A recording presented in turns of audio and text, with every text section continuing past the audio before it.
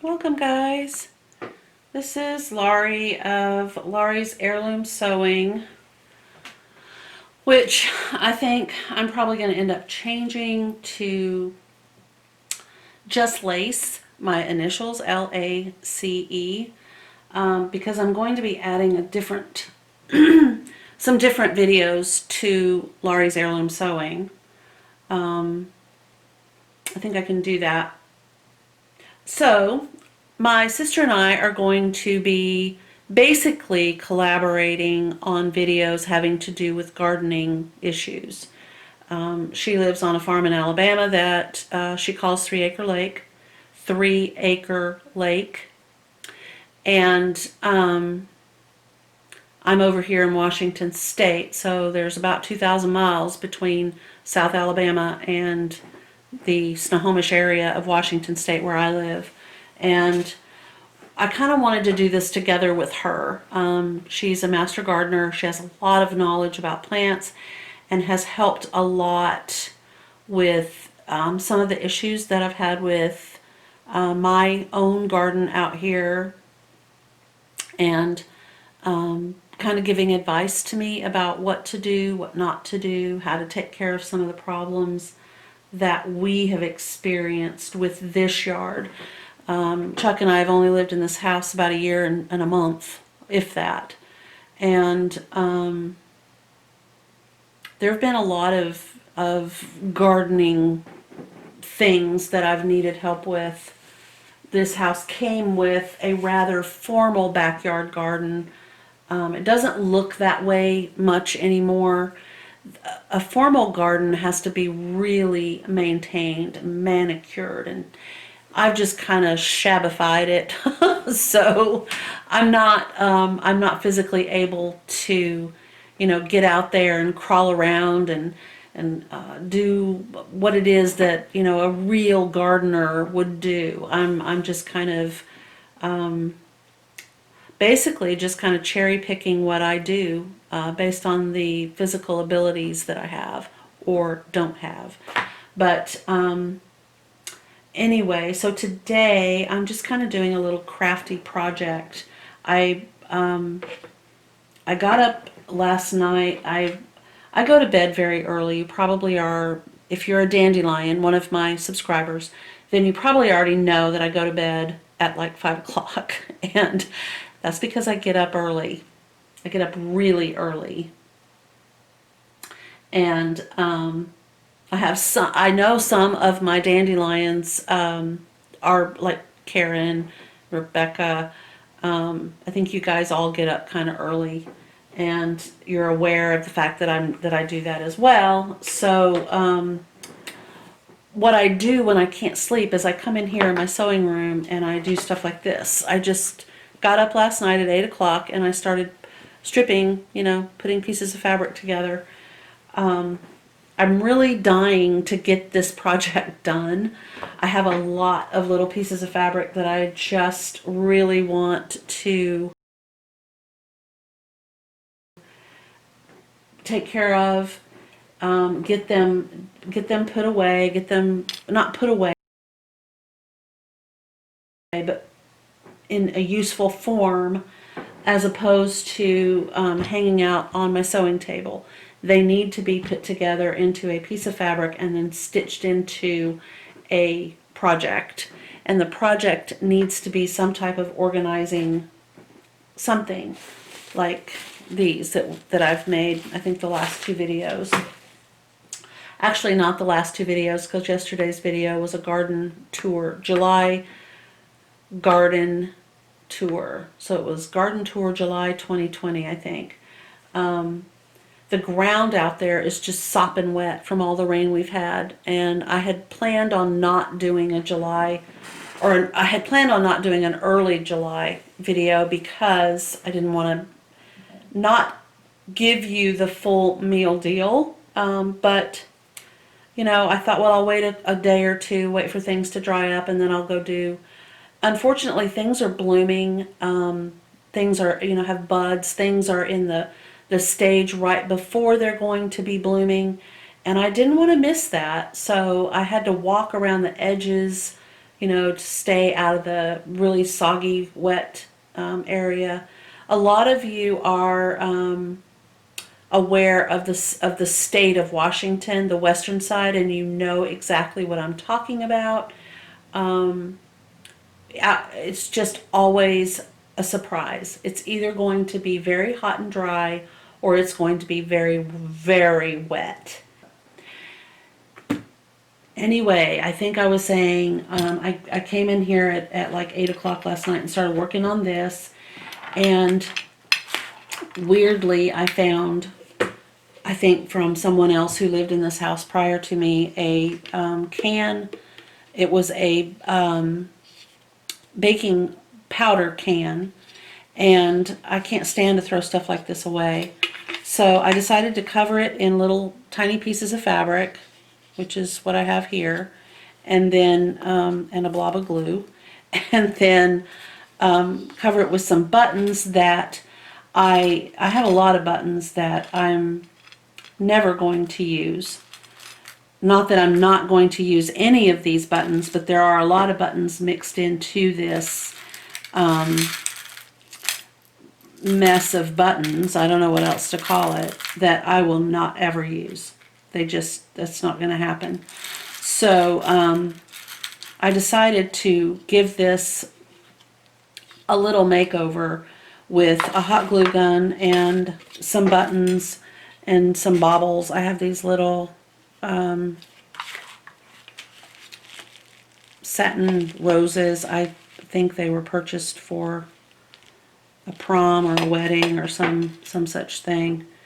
There's just so much of that kind of thing in my sewing room that it's just,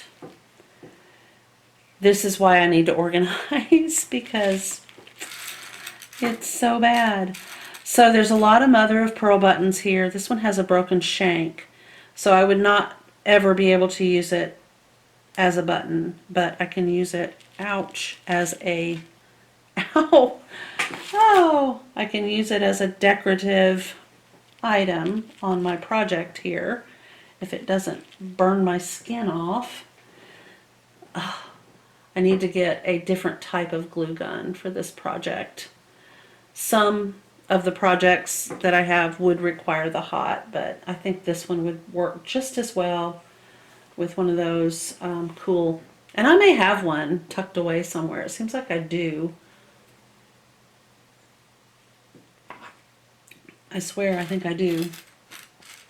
This is a plastic button. I cannot stand the way plastic buttons feel. I just got a blob of glue on my cutting table. I don't want that on there.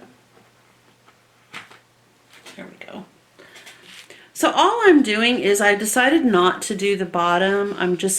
But I have to do, if I'm going to do any on one side, I have to put some on the other side. Otherwise, it becomes a little top heavy. But I thought it would be a good idea to keep the bottom free where I could pick it up without, you know, maybe risking knocking some of these off or just not being able to hold on to it well. So instead of going all the way around and down, I'm just doing up across the top in the lower middle portion with the buttons.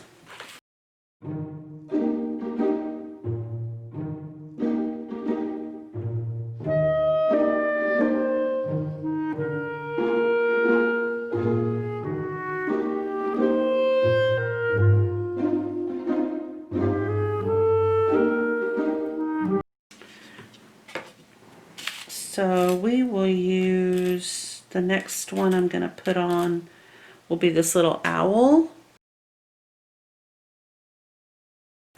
So I just take this and insert the shank in there.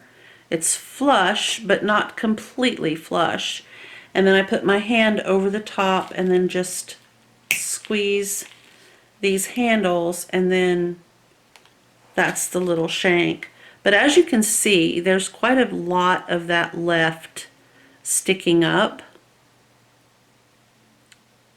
There we go. You could sand it off. You might be able to take your needle nose and, twist and just work it off, I'm not finding it to be that big of a problem. I mean, they are slightly raised. If you look right here, you can see they're not flush flat to this container, but that's not going to be an issue for me. Now, if it is an issue and you don't have a way to remove that shank, then I suggest, unfortunately, that you just go with flat buttons. A 2-hole or a 4-hole button that does not have a shank. And for sure, don't go with metal shank buttons. Those, you won't be able to remove those without damaging the button that you do have. The front part of that button would end up being probably smashed and not attractive after removing the back shank. Another option that I don't think I can, on my project, I'm not going to be able to demo that because that's not what this is about, but you can loop some buttons together on thread. Got the two ends of the thread. We're going to knot them both together at the same time so that they form one knot at the end of the two pieces of thread. So there's that knot.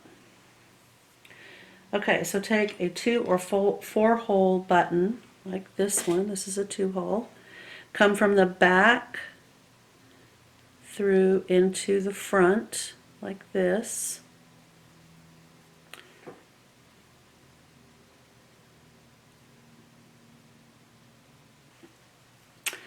All right, so you have one of the buttonholes threaded like this.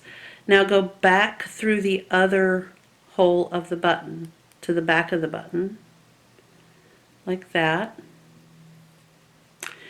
Split the thread and put the needle through the thread and then allow the button to fall to the bottom. If you were using yarn, it wouldn't be quite as fiddly. But there's a little button at the end of a piece of thread.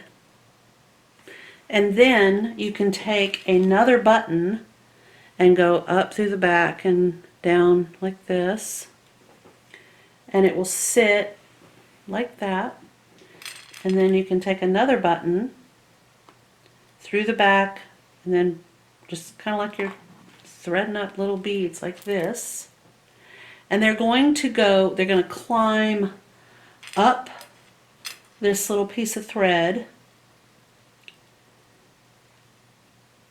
Don't lock anymore though. I just almost did by accident. I'm using upholstery thread, which is a little bit thick, but as you can see, it's just kind of making like a little chain of buttons. I'm going to try to hold this where you're better able to see. Okay.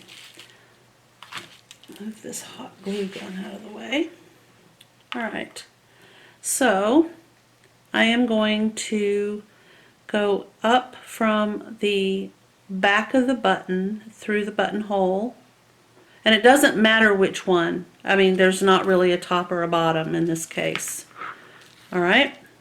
And then I'm going to go back through the remaining buttonhole, and then I'm just going to let this button slide down like that.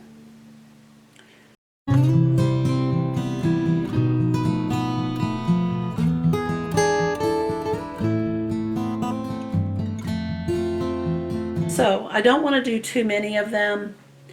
I mean, even if I'm working on a project, but then you can take these threads and hot glue them along the top edge of whatever your little project is, and you'll have like a little fringe of buttons.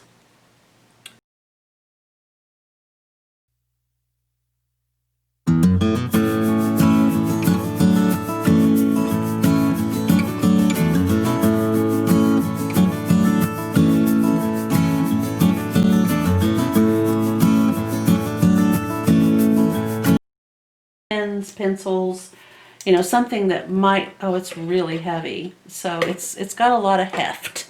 It's not going to fall over if I wanted to put, yeah, something like this.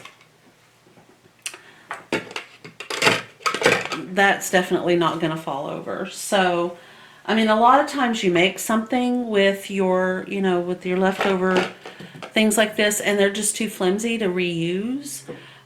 If you think about it, you know, you can put marbles in the bottom to give it some weight to keep it stable, or you can do something like what I've done. If you have unique and interesting ways that you have used or reused or repurposed buttons, drop a comment below. Let me know. Not over there, down there.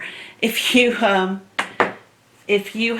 a suggestion for reusing buttons to keep them out of the landfill, plastic takes over 200 years to completely disintegrate. I hope everybody enjoyed this weird little video, and I hope you have a fantastic, wonderful Friday, July the 3rd, and a safe and happy and this year rather unique American Independence Day 2020 on Saturday, tomorrow. But mainly, I hope you will be safe and enjoy your day with your family. Oh, and before I forget, if you liked this video, please hit the like button. It really, really helps. If you haven't subscribed and you want to know what all this business is about, go ahead and hit the subscribe button and then the little notification bell that's right beside it. And then you'll be notified when I do another video. I try to do videos Monday through Sunday. Sometimes I don't get to the weekend, sometimes I do. It just kind of depends on what's happening. But I do a lot of sewing, baking. I'm going to start doing a watercolor painting. I've really kind of fallen in love with that. So there could be something in all of this for you. Crafting, sewing, heirloom sewing, baking, gardening, drawing, painting. I might have already said that. And then sometimes we just sit and talk. But in any case, have a fantastic day, and I will see you next time. Bye.